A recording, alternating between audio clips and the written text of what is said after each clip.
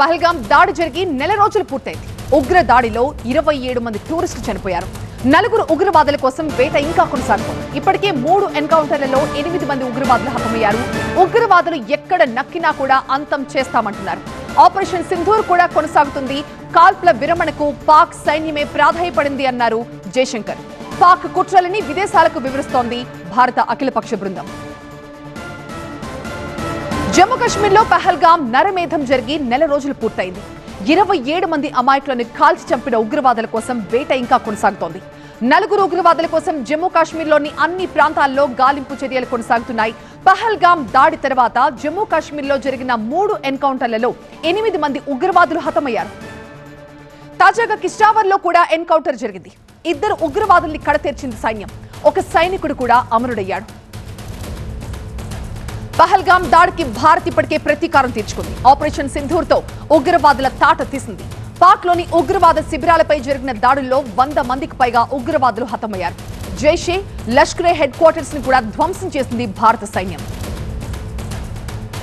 భారత్ పాకిస్తాన్ మధ్య కాల్పుల విరమణకు తాను కృషి చేసినట్లుగా అమెరికా అధ్యక్షుడు ట్రంప్ చేసిన వ్యాఖ్యలని విదేశాంగ శాఖ మంత్రి జయశంకర్ తోసిపుచ్చారు. 2 దేశాల మధ్య ఎవరూ ఎలాంటి మధ్యవర్తిత్వం వహించలేదని స్పష్టం చేశారు. ఆపరేషన్ సింధూర్ కొనసాగుతుందన్నారు.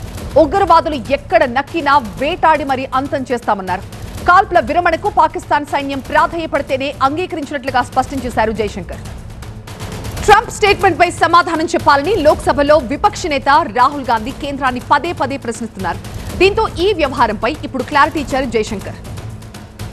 మరోవైపు పాకిస్తాన్ కుట్రని అంతర్జాతీయ స్థాయిలో వివరిస్తోంది కేంద్రం ఏర్పాటు చేసిన అఖిలపక్ష ఎంపీల బృందం. శ్రీకాంత్ షిండే నేతృత్వంలోని ఎంపీల బృందం యుఏఈకి చేరుకుంది. యుఏఈ ప్రభుత్వానికి పహల్గాం దాడిపై వివరించారు. పాకిస్తాన్ ఉగ్రవాదులకి ఎలా సాయం చేస్తోందో వెల్లడించారు. మా బ్యూరో చీఫ్ గోపి ఢిల్లీ నుంచి మనకి లైవ్ లో జాయిన్ అవుతున్న మరింత సమాచారంతో. గోపి, ఒక పక్క అఖిలపక్ష బృందం విదేశీ పర్యటన కొనసాగుతోందండి. ఈ పర్యటనలో పాకిస్తాన్ కి సంబంధించి పాకిస్తాన్ ఎలా ఉగ్రవాదులకి వాళ్ళని పెంచి పోషిస్తోందో దీనికి సంబంధించి మన ఎంపీల బృందం ఆయా దేశాలకు వివరించబోతున్నట్టుగా తెలుస్తుంది. మరోవైపు జయశంకర్ ఇచ్చిన స్టేట్మెంట్, ఈ 2 అంశాలకు సంబంధించిన అప్డేట్స్ చెప్పండి. పహల్గాం ఉగ్రదాడి జరిగి నెల రోజులు పూర్తయింది. ఈ రోజుతో 26 మంది పర్యాటకుల్ని అత్యంత దారుణంగా ముఖ్యంగా కాల్చి చంపిన ఘటన యావత్ ప్రపంచం కూడా ఖండించిన పరిస్థితి. సో ఈ నేపథ్యంలోనే భారత్ అన్ని విధాలుగా కూడా ఈ ఉగ్రవాదాన్ని ఎదుర్కొనేందుకు ఎటువంటి కార్యాచరణతో ముందుకెళ్తుంది అన్న అంశంపైన 7 ఎంపీల అఖిలపక్ష బృందాలను ఏర్పాటు చేసి 33 దేశాల్లో 59 మంది ఎంపీలు సుమారు 10 రోజుల పాటు పర్యటించబోతున్నారు. అందులో భాగంగా ఇప్పటికే 3 ఎంపీల బృందాలు వివిధ దేశాలకు వెళ్లడం జరిగింది. అందులో భాగంగా శివసేన శ్రీకాంత్ షిండే నేతృత్వంలోని బృందం యుఏఈలో పర్యటిస్తుంది. అక్కడ యుఏఈ అఖిలపక్ష బృందంతో సమావేశమై పహల్గాం ఉగ్రదాడి అలాగే భారత్ తీసుకున్న చర్యలను వివరించడం జరిగింది. ఆ యుఏఈ ప్రభుత్వానికి సంబంధించి ముఖ్యంగా అఖిలపక్ష బృందం ఈ పహల్గాం ఉగ్రదాడిని ఖండించడం జరిగింది. అలాగే ఇటు సంజయ్ ఝా నేతృత్వంలోని బృందం జపాన్ లో పర్యటిస్తోంది. సో జపాన్ ప్రధాని అక్కడ జపాన్ విదేశాంగ శాఖ మంత్రిని కలవడం జరిగింది. వారు కూడా ఈ పహల్గాం ఉగ్రదాడిని ఖండిస్తూ ఉగ్రవాదానికి మద్దతుగా మేము ఉంటామని చెప్పి భారత్కి సంఘీభావం ప్రకటించిన పరిస్థితి. అది ఒక రాజకీయ పోరని చెప్పాలి.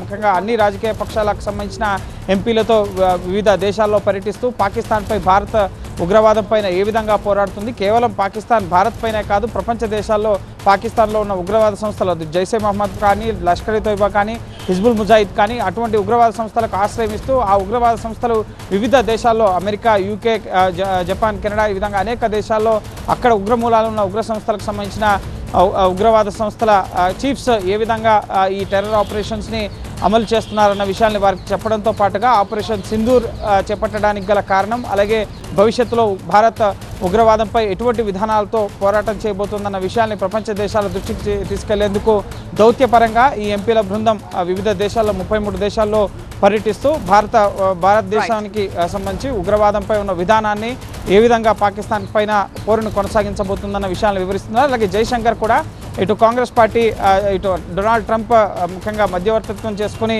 జోక్యం చేసుకుని మూడో వ్యక్తిగా ఇటు కాల్పుల విరమణని చేయించారని చెప్పి చేస్తున్న ప్రకటనలకు సంబంధించి కూడా ఇతర దేశాల జోక్యాన్ని భారత్ సహించబోదు. అలాగే ఇటువంటి ముఖ్యంగా ఇతర దేశాల ప్రమేయంతో కాల్పులను విరమించలేదు. కేవలం పాకిస్తాన్ కోరడం మేరకే, విజ్ఞప్తి మేరకే మేము కాల్పుల విరమణని అంగీకరించాం. భారత్ సైన్యం పైన దాడి చేశారు కాబట్టి వారు ఆపమన్నారు కాబట్టి ఆపేమన్న విషయాన్ని మరోసారి భారత విదేశాంగ శాఖ మంత్రి స్పష్టం చేశారు. సో ఆపరేషన్ సింధూర్ కొనసాగుతుంది. అలాగే దౌత్యపరంగా కూడా భారత పాకిస్తాన్ ఏకాకిం చేసేందుకు అంతర్జాతీయ స్థాయిలో తమ దౌత్య పోరుని కొనసాగిస్తున్న పరిస్థితి ఉంది. Thank you Gopi.